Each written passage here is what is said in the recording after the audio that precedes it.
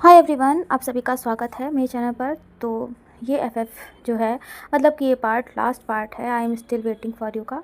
तो चलिए इसे शुरू करते हैं। मैंग्या को जब पता चला कि विंग शाओमिंग की कैसे आज़ाद हो गया है, तो पहले तो उसे यकीन नहीं हो रहा था। लेकिन जब शाओमिंग ने उसे पूरी बात बताई तो मैंग्या बहुत नाराज़ हो जाता है। वांगजी ने अभी तक किसी को नहीं बताया था कि विंग उसके पास वापस आ गया है। लाशिचेंग की कॉल आई थी, लेकिन वांगजी कॉल नहीं उठाना चाह रहा था। तभी विंग अचानक से कॉल रिसीव कर लेता है। वांगजी को समझ नहीं आ रहा था कि वो अपने बड़े भाई को क्या जवाब दे, उन्हें कैसे समझाए कि क्या हुआ था और विंग कैसे उसके पास आए। विंग ने तभी अपने कानों को पकड़ लिया और इशारे से कहा, सॉरी हस्बैंड, प्लीज़ सॉरी। वांगजी के फेस से साफ साफ पता चल रहा था कि वो अपने भाई से बात नहीं करना चाह रहा था, लेकिन अब तो कॉल उठ ही चुकी थी। दूसरी तरफ से शिचन बोल रहे थे, वांगजी वांगजी तुम ठीक तो हो ना? हम सब तुम्हारा कितना वेट कर रहे थे कॉल का, और तुम मेरा कॉल नहीं उठा रहे हो, ना अंकल का कॉल उठा रहे हो, ना ही तो हमारे मैसेजेस का रिप्लाई कर रहे हो। सब ठीक तो है ना? तुम्हारी तबीयत तो ठीक है ना? मैं तुम्हारे सबॉर्डिनेट से ही पूछा, लेकिन किसी को भी तुम्हारे बारे में कुछ भी नहीं पता है। वांगजी, मैं और अंकल तुम्हारे लिए बहुत वरिड हैं। तुम्हें पता है ना कि तुमने क्या कुछ कर रखा है अपने साथ। वांगजी ने विंग की तरफ देखा। विंग बहुत ही क्यूट सा और उदास सा फेस बनाकर वांगजी के पास बैठा हुआ था। वांगजी ने अपने आप को काम डाउन किया और कहा, गागा मैं ठीक हूँ। सॉरी सॉरी मैं। तभी चिचन बोले, वांगजी मैं जानता हूँ कि तुम आज भी विंग को बहुत मिस करते हो। विंग तुम्हारा फर्स्ट लव था, तुम्हारी शादी हुई थी विंग से, लेकिन विंग को गए हुए वांगजी 7 साल बीत चुके हैं और अभी तक उसका कहीं कुछ पता नहीं चला है। वांगजी, मैंने और अंकल ने कुछ ओमेगास को सॉर्ट आउट किया है। हम ये नहीं कहते कि तुम शादी कर लो, लेकिन तुम एक बार उनसे मिल तो लो। तुम तभी वांगजी कहता है, गा मैंने पहले भी आप सबसे कहा था, क्लियर कर दिया था कि मुझे इस समय कोई इंटरेस्ट नहीं है। विंग के साथ ही मेरी लाइफ का प्यार भी ख़त्म हो चुका है और मुझे विंग के अलावा कोई नहीं चाहिए, और वैसे भी अब इस सब की मुझे कोई ज़रूरत नहीं है। ये सुनकर शीजन को समझे नहीं। वो बोले, वांगजी तुम कहना क्या चाह रहे हो कि तुम्हें अब इस सब की कोई ज़रूरत नहीं है? क्या तुम अपनी पूरी लाइफ अकेले बिताना चाहते हो? तुम्हें पता है ना कि अकेले लाइफ जीना कितना मुश्किल है।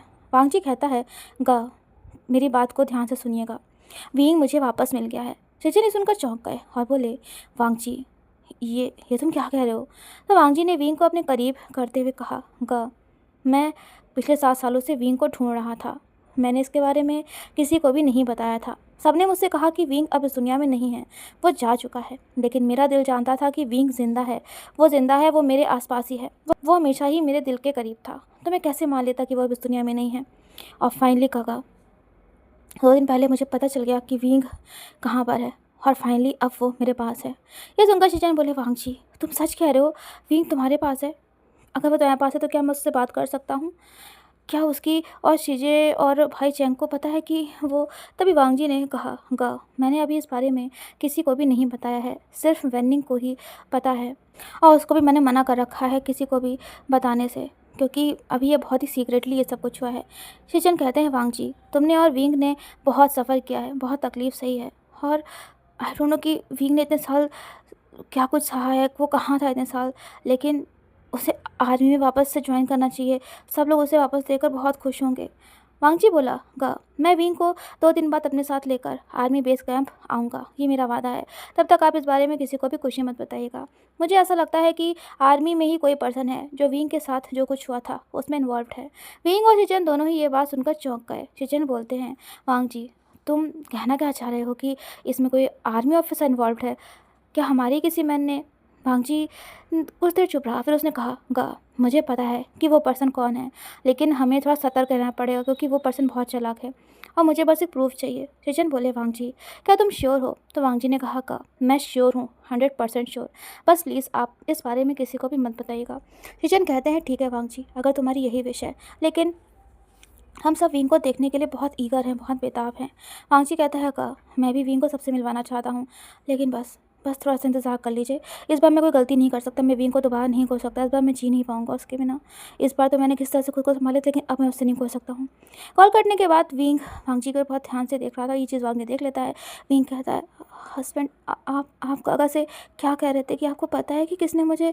नहीं। वांगजी ने विंग को अपने सीने से लगा लिया, उसकी पीठ को रब करते हुए कहा, विंग तुम्हें फिक्र करने की कोई ज़रूरत नहीं है, तुम कोई टेंशन मत लो, मैं हूँ ना, मैं सब कुछ संभाल लूँगा।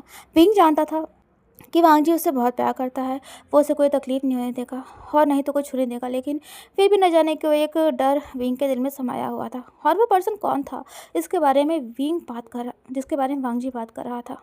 2 दिन बाद वांगजी विंग को लेकर आर्मी बेस कैंप में पहुंचता है।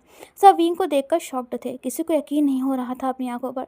सब बोले थे, क्या सीनियर वे वापस आ गए। और कुछ न्यू सोल्जर्स भी थे जिन्हें तो कुछ समझ नहीं आ रहा था। लेकिन इस सब से भी ज़्यादा अगर कोई चीज़ थी उन सब में, तो वो थी खुशी। वो सब खुश थे विंग को वापस से देख करके। विंग बहुत नर्वस था, इमोशनल भी हो गया था। फिर से वो आर्मी ड्रेस में था और फिर से वो अपनी आर्मी यूनिफॉर्म में था और अपने वर्क को फिर से कर सकता था। बहुत सी चीज़ें सी थी जो विंग के माइंड को ना मतलब फिलअप किए हुए थे। तभी वांगजी ने विंग के हाथ को पकड़ लिया और कहा, विंग तुम्हारा हस्बैंड तुम्हारे साथ है ना, तो तुम्हें डरने की कोई ज़रूरत नहीं है। मैं ग्याओ, जो कि बस अभी अभी पहुंचा था क्योंकि वो कहीं गया हुआ था, शायद शाओमिंग से ही मिलने गया होगा, लेकिन शाओमिंग उसे मिला नहीं। मैंगा ने देखा कि सारे ऑफिसर्स के चेहरों पर खुशी मतलब झलक रही थी, सब बहुत खुश थे। उसने एक ऑफिसर से पूछना चाहा, लेकिन तभी वहाँ वेनिंग आया और बोला, सीनियर मैंग्याओ, आपको सीनियर वांगजी ने मिलने के लिए बुलाया है। ये सुनकर मैंग्याओ कहता है, क्या सीनियर वांगजी? लेकिन आज से पहले तो उन्होंने मुझे कभी नहीं बुलाया और वो तो मुझे पसंद भी नहीं करते हैं। मैंग्याओ कहता है, वेनिंग साफ साफ बताओ बात क्या है।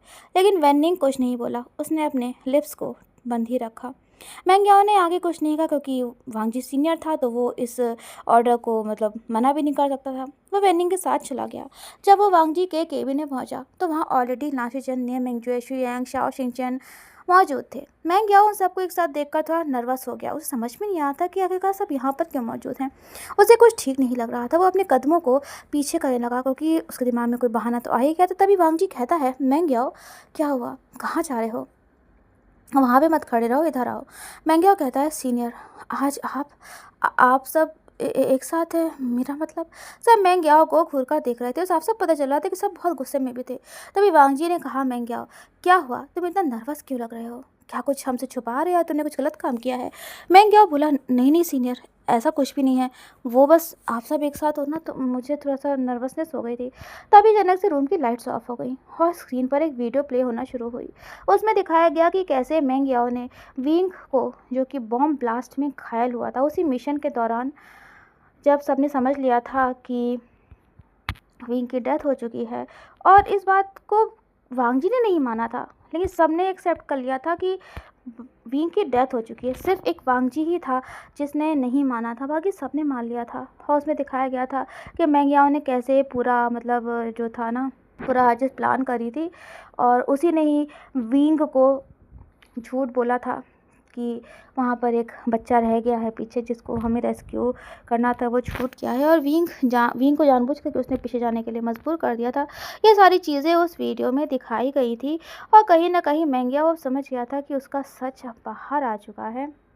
और उसमें ये भी दिखाया गया कि कैसे मैंग्याओ ने घायल विंग को एक पर्सन के साथ भेज दिया था।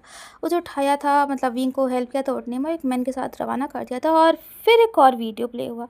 लगातार 2 वीडियोस एक साथ प्ले हुई थी जिसमें एक पर्सन कुछ बातें रिवील कर रहा था, कुछ सच, और वो काफ़ी घायल था। उसे जैसे लगा था पीटा गया था। मैंग्याओ पहले तो समझ नहीं पाया, फिर जब उसने गौर से उस पर्सन की शक्ल को देखा तो उसके तो पैरों तले ज़मीन खिसक गई। वो मतलब उसको ऐसा लगा कि उसकी जान गले में अटक गई है। उसे कुछ समझ में नहीं आ रहा था। वो पर्सन कोई और नहीं था, वो था शाओमिंग। शाओमिंग वही था जो विंग को इतने सालों तक अपने पास रखे हुए था। शाओमिंग ने सब कुछ सच सच कबूल कर दिया था कि मैंग्याओ ही था जिसने सारी प्लानिंग करी थी। मैंग्याओ ने ही विंग का किडनैप कराया था और शाओमिंग विंग को बेहोशी के इंजेक्शंस देता था। कुछ वक्त बाद विंग को हेलुसिनेशंस होने लगे थे और विंग ने कई बार खुद को हर्ट भी किया था क्योंकि उसे ऐसा लगता था कि कोई उसके साथ ज़बरदस्ती कर रहा है, लेकिन ऐसा कुछ नहीं था। ये सब इसलिए था ताकि विंग को गिल्ट फीलिंग हो और उसे ये महसूस हो कि वो वांगजी के लायक नहीं रहा है। वांगजी अब उसे एक्सेप्ट नहीं करेगा। ये चीज़ें कहीं ना कहीं विंग के माइंड में भरती चली जाती थी। उसके पीछे रीज़न था मैंग्याओ और शाओमिंग। तभी अचानक से रूम की लाइट्स ऑन हो गई। सबके चेहरे बिल्कुल गुस्से से लाल थे। मैंग्याओ कहता है, सीनियर ये सब झूठ है, मुझे फंसाया जा रहा है। मैंने सीनियर वे के साथ कुछ भी नहीं किया है। मैं तो उनकी कितनी रिस्पेक्ट करता था। मैं तो तभी मैंग्याओ के गाल पर एक तेज़ थप्पड़ पड़ता है और जिसने उसे स्लैप किया था वो था विंग। विंग को अपने सामने देखकर मैंग्याओ तो शॉक्ड हो गया। उसे यकीन नहीं हो रहा था। वो कहता है, सीनियर वे आप आ गए, आप आ गए, आप कैसे हो? तभी एक और थप्पड़ की आवाज़ से रूम गूंज उठा। विंग बहुत ही ज़्यादा गुस्से में था, उसकी बॉडी शिवर करने लगी थी। तभी वांगी ने उसे संभाल लिया। विंग कहता है, मैं क्या हूँ? मैंने तुम्हें साफ दिल का नेक दिल इंसान समझा था, लेकिन तुमने ये सब किया। मैं गया हूँ। तभी ज़मीन पर बैठ गया और दोनों हाथ जोड़ करके माफ़ी मांगते हुए बोला, प्लीज़ प्लीज़ सीनियर वे, मुझे माफ़ कर दीजिए। मैं आपको हर्ट नहीं करना चाहता था, मैं आपको बिल्कुल भी हर्ट नहीं करना चाहता था, लेकिन मैं please please senior way, please मुझे माफ़ कर दीजिए। मैंने आपके साथ कभी ऐसा नहीं करना चाहता। तभी विंग चिल्लाया और बोला, मैं क्या हूँ? चुप हो जाओ, अपनी गंदी ज़बान से मेरा नाम भी मत लेना, समझे तुम? अब तुम्हारा कोई भी झूठ मेरे ऊपर काम नहीं करने वाला है। तुम्हें नहीं पता तुम्हारी वजह से मेरे अपनों ने कितना सफ़र किया है, मेरे हस्बैंड, मेरी चीचे, मेरे भाई, सब ने। विंग के आंसू बहने लगे थे। तभी उसने उन्हें पोंछते हुए मैंग्याओ से कहा, अगर मेरा बस चलता ना मैंग्याओ तो मैं अभी के अभी तुम्हारी जान ले लेता, लेकिन मैं ऐसा नहीं करूँगा, क्योंकि मैं कानून के अपने हाथों में नहीं ले सकता हूँ, क्योंकि तुम जेल जाओगे, मैं नहीं। वांगी ने विंग को अपने सीने से लगा लिया था। विंग को फिर से पैनिक अटैक्स आने लगे थे। तभी ने मैंग्यो आगे आए और बोले, मैंग्याओ, तुमने अपने सीनियर ऑफिसर के साथ जो कुछ भी किया है उसकी कोई माफ़ी नहीं है। तुम चाहे जितनी माफ़ी मांगो, लेकिन तुम्हें हम या कोई भी माफ़ नहीं कर सकता है। और जिसके साथ तुमने गलत किया, जब वही तुम्हें माफ़ नहीं कर रहा है तो हमसे माफ़ी मांग के तुम्हें क्या मिलेगा? इसलिए ये सब मत करो, और अब आर्मी कोर्ट में तुम्हारा केस चलेगा, एंड अभी के लिए तुम्हें जेल भेजा जा रहा है। ये सुनते हैं मैंग्यो गिड़गिड़ाते हुए बोला, प्लीज़ सीनियर, प्लीज़ आप ही हो जो मुझे बचा सकते हो।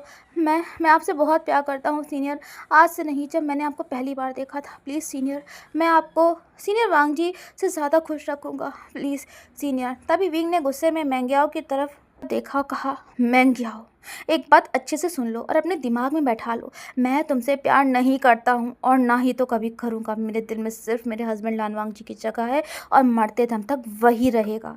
तुमने जो कुछ भी किया है ना, उसकी तुम्हें सज़ा ज़रूर मिलेगी, और तुम्हें नहीं पता कि, और नहीं तो तुम कभी जान पाओगे कि मैंने और मेरे हस्बैंड ने क्या कुछ सहा है। लेकिन विंग से बोला नहीं जा रहा था। दो आर्मी ऑफिसर्स आते हैं और वो मैंग्याओ को अपने साथ लेकर चले गए। मैंग्याओ रोता रहा, चिल्लाता रहा, लेकिन किसी ने भी उसकी नहीं सुनी।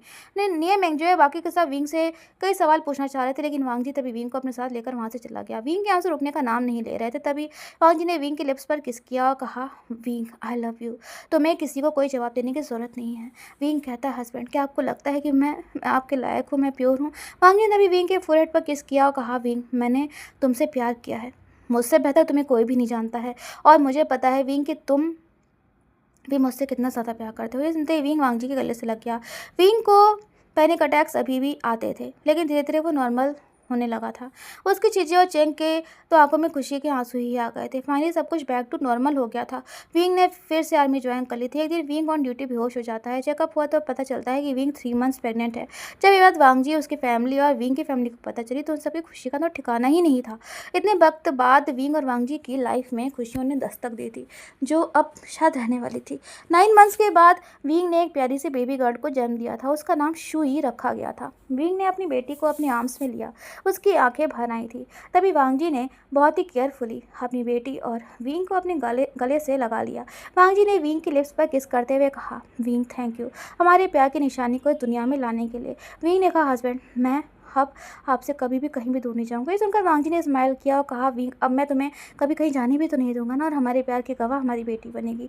वांगजी और विंग की दोनों की आंखों में आंसू थे, लेकिन ये खुशी के आंसू थे, क्योंकि अब उन्हें एहसास था कि उनकी ज़िंदगी खुशियों से भरने वाली है, भर चुकी है, और अब खुशियाँ उनकी ज़िंदगी में रहने वाली हैं।